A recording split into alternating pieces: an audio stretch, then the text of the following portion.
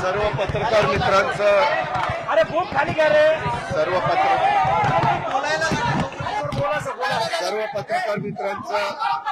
मी स्वागत करतो। काल मी आपल्याला सगळ्यांना संध्याकाळी सांगितलेलं होतं की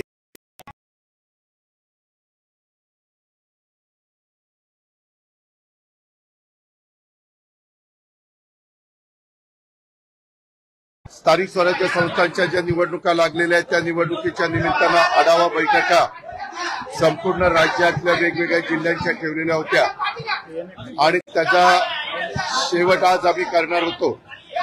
त्यावेळेस मी पत्रकार मित्रांना असं सांगितलेलं होतं की उद्या आमच्या सगळ्या आढावा बैठका संपल्यानंतर गेले 2 दिवस वेगवेगळ्या इलेक्ट्रॉनिक आणि प्रिंट माध्यमामध्ये जे काही चर्चा चाललेली आहे त्याची पूर्णपणे माहिती घेऊन मी आपल्याशी बोलीन। तर त्याच्या आणि माझी काही भूमिका आहे ती स्पष्ट करीन। आपल्याला सगळ्यांना माहिती आहे की मी पहिल्यांदा तुमच्याशी बोललो त्यावेळी स्पष्टपणे सांगितलेलं होतं आजपर्यंतच्या माझ्या गेल्या 35 वर्षाच्या राजकीय जीवनामध्ये मी कधी नियम सोडून कुठलं काम त्या ठिकाणी केलेलं नाही। मागे माझ्यावर 2009-10 ला आरोप झाले परंतु ते आरोप कुठेही सिद्ध झाले नाही। त्याच्यात अनियमितता होती, श्वेतपत्रिका काढली हेही आपल्याला सगळ्यांना ज्ञात आहे। परंतु त्याच्यामध्ये मधून एक कॉमेंट्स करून त्याच्यात टार्गेट करण्याचा प्रयत्न करतात। या व्यवहारामध्ये देखील मला अजिबात काही माहिती नव्हतं। माहिती असतं तर मी लगेच सांगितलं असतं हो मला विचारून ते व्यवहार झालेला आहे। आणि मी कुणालाही माझ्या जवळच्या घरातल्या नातेवाईकांनी, माझ्या मुलांनी, माझ्या जे कोणी जवळचे सहकारी असतील यांनी कुणी जरी व्यवहार केला किंवा काही गोष्ट केली तर त्यांना मी सांगत असतो की संपूर्ण गोष्ट कायद्याच्या नियमाला धरूनच त्या ठिकाणी केली पाहिजे। आता या व्यवहारामध्ये मी जी माहिती घेतली त्याच्यामध्ये चर्चा मोठ्या प्रमाणावर सुरू झाल्यावर आपल्या राज्याचे मुख्यमंत्री नागपूरला होते त्यावेळेस मी त्यांच्याशी फोनवर संपर्क साधला आणि मी त्यांना सांगितलं जरी माझ्या घरातल्या जवळच्यांशी संबंधित असणारा हा विषय असला तरी तुम्ही राज्याचे प्रमुख आहात, तुम्हाला जे काही नियमाप्रमाणे करावं लागेल त्याची चौकशी करावी लागेल, काय तुमच्या मनामध्ये समिती नेमायची असेल जे काही करायचं असेल कारण आपण एवढ्या मोठ्या राज्याचं नेतृत्व करता ते करा। मला माझा त्या गोष्टीला पाठिंबाच राहील कारण शेवटी वस्तुस्थिती आरोप करणं सोपं असतं परंतु त्या आरोपातली वस्तुस्थिती काय आहे हे जनतेला कळणं देखील तितकंच महत्वाचं असतं। याबद्दलची माहिती घेतल्यानंतर तुमच्या लक्षात येईल की ह्या व्यवहारामध्ये 1 रुपया पण दिला गेला नाही तरी मोठे मोठे आकडे सांगितले, मोठ्या मोठ्या गोष्टी सांगितल्या गेल्या आणि विरोधकांनी पण आम्हाला वेगवेगळ्या पद्धतीनं टार्गेट करण्याचा प्रयत्न केला। साहजिकच विरोधक त्याचा बदनाम म्हणजे आम्हाला टार्गेट करण्याचा प्रयत्न करणार तो त्यांचा अधिकार आहे, त्या खोलात मला जायचं नाही। परंतु मला आज संध्याकाळी कळालं की ह्यामध्ये ते जे काही डॉक्युमेंट झालेले होते ते सगळे कॅन्सल करण्यात आलेले आहेत। जो काही व्यवहार झालेला होता तो कॅन्सल करण्यात आलेला आहे। दुसरी गोष्ट या राज्याचे ऍडिशनल चीफ सेक्रेटरी रेव्हेन्यू यांच्या अध्यक्षतेखाली काही विभागीय आयुक्त आणि काही वेगवेगळे मान्यवर यांची समिती आजच काहीतरी जाहीर करण्यात आलेली विभागीय आयुक्त पुणे, अप्पर मुख्य सचिव महसूल मुद्रांक नोंदणी, जमाबंदी आयुक्त आणि संचालक भूमी अभिलेख, नोंदणी महानिरीक्षक व मुद्रांक नियंत्रक पुणे, जिल्हाधिकारी पुणे आणि सहसचिव मुद्रांक महसूल व वन विभाग आणि त्यांना ह्या संदर्भामध्ये या सगळ्याची चौकशी करून हे साधारण 1 महिन्याच्या आत हा अहवाल सादर करावा अशा पद्धतीने सूचना केलेल्या आहेत की मौजे मुंडवा तालुका पुणे शहर जिल्हा पुणे येथील सर्वे नंबर 88 मधील जमीन खरेदीच्या दस्तामध्ये झालेल्या अनियमिततेबाबत चौकशीसाठी चौकशी समिती नियुक्त केलेली आहे। तिने पण पारदर्शकपणे काम करावं। साहजिकच आहे राज्यातल्या प्रमुखांनी सांगितल्यावर त्यांचं कामच आहे आणि हे अधिकारी जर तुम्ही बघितले तर विकास खारगे यांचं गेले अनेक वर्षाचं काम एक स्वच्छ अधिकारी म्हणून त्यांची प्रशासनामध्ये प्रतिमा आहे आणि बाकीच्याही अधिकाऱ्यांची तशाच प्रकारची प्रतिमा आहे.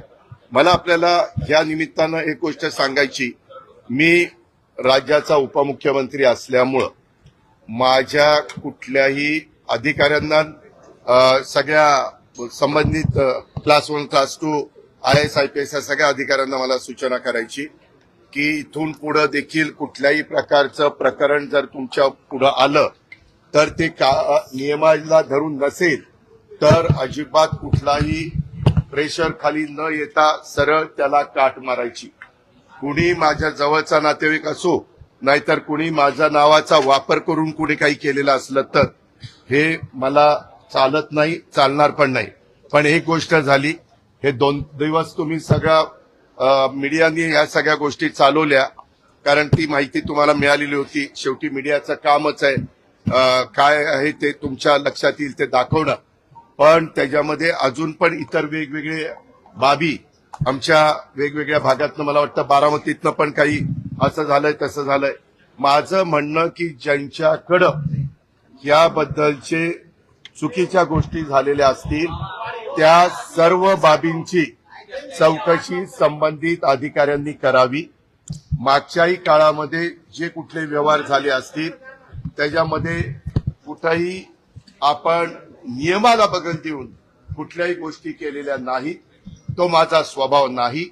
मी अतिशय स्पष्टपणे या गोष्टी तुमच्या माध्यमातून राज्यातल्या जनतेलाही सांगू इच्छितो आणि गेले 2 दिवस ह्याच्याबद्दल जे काही बातम्या आल्या आणि त्याच्यातून माझ्याबद्दल गैरसमज झालेला असेल तर त्यांनाही ह्याबद्दल अतिशय स्पष्टपणे मी सांगू इच्छितो.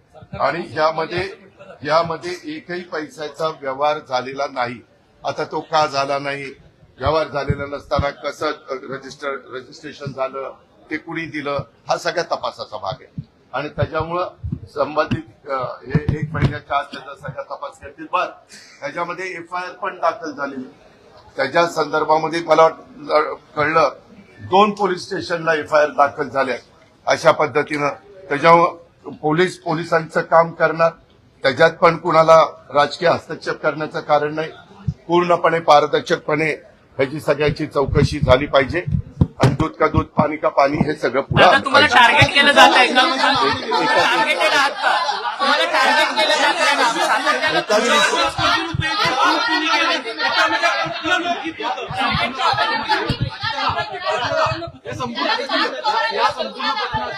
त्यामध्ये चौकशी होईल ना.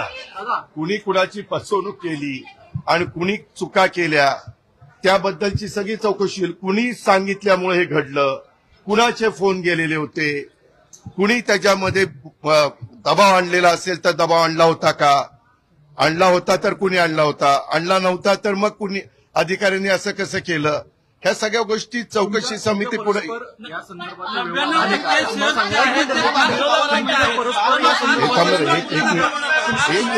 तुमच्या परस्पर या संदर्भातले व्यवहार पार्थ यांनी केले का असं तुम्हाला सांगायचंय का?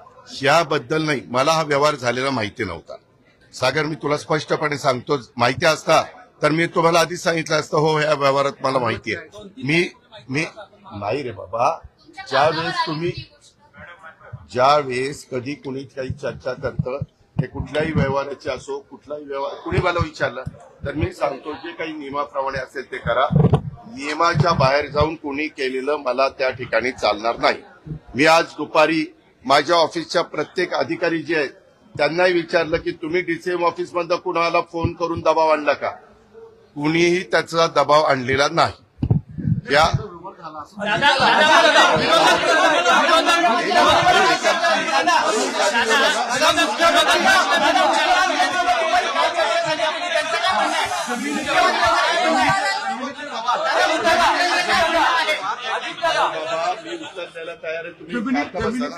मुख्यमंत्री जमिनीचे व्यवहार रद्द झाले असं तुमचं सांगणं म्हणजे नेमकं काय? नाही.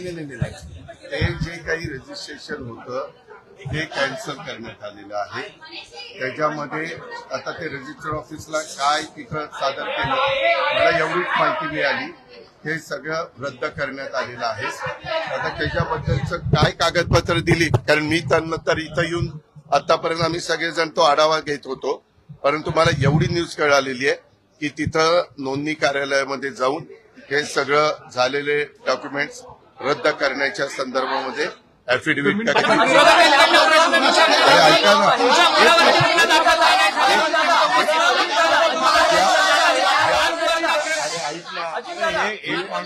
अरे बाबा, ही जमीन ही सरकारी जमीन आहे. सरकारी जमिनीचा व्यवहारच होऊ शकत नाही. ही पूर्वीची महारवतनाची जमीन आहे. या अशा अनेक गोष्टी पुढे आलेल्या आहेत. त्याच्याबद्दलच एसीएस रेव्हेन्यू आणि त्यांची टीम ही चौकशी करणार आहे. मग असं असताना इथं रजिस्ट्रेशन झालं कसं, कुणी केलं, कोण त्याला जबाबदार आहे, त्या सगळ्या गोष्टी त्याच्या ठिकाणी होतील. आणि त्याच्यामध्ये मला वाटतं 3 लोकांच्यावर एफआयआर मध्ये नावं टाकली गेलेली आहेत. त्यांची पण चौकशी केली जाईल. काही जणांनी विचारलं की बाबा त्या कंपनीमध्ये पार्थ पवार असताना त्यांना कसं काय त्यांचं नाव टाकलं गेलं नाही. तर मला माहिती अशी मिळाली की रेव्हेन्यू मिनिस्टर चंद्रशेखर बावनकुळे साहेबांनी सांगितलं की जे ऑफिसला आलेले होते त्या ऑफिसला येऊन ज्यांनी सह्या केल्या त्यांच्यावर एफआयआर दाखल केलेला आहे.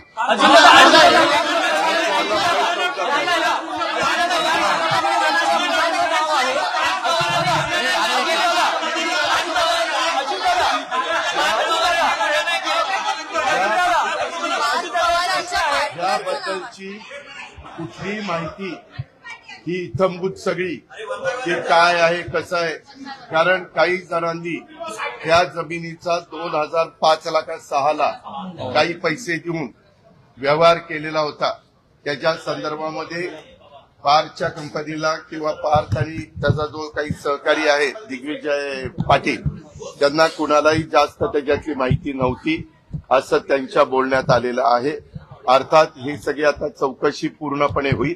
1 महिन्यामध्ये हे सगळं पुढे येईल आणि ते पुढे आल्यानंतर त्याच्यातनं वस्तुस्थिती आपल्याला सगळ्यांना कळेल. नंबर 1 आणि नंबर 2 मी पुन्हा सांगतो, इथनं पुढे देखील आता एखादं प्रकरण निघालं की आणखीन काही ना काही कुणी ना कुणी नवीन प्रकरण काढतात.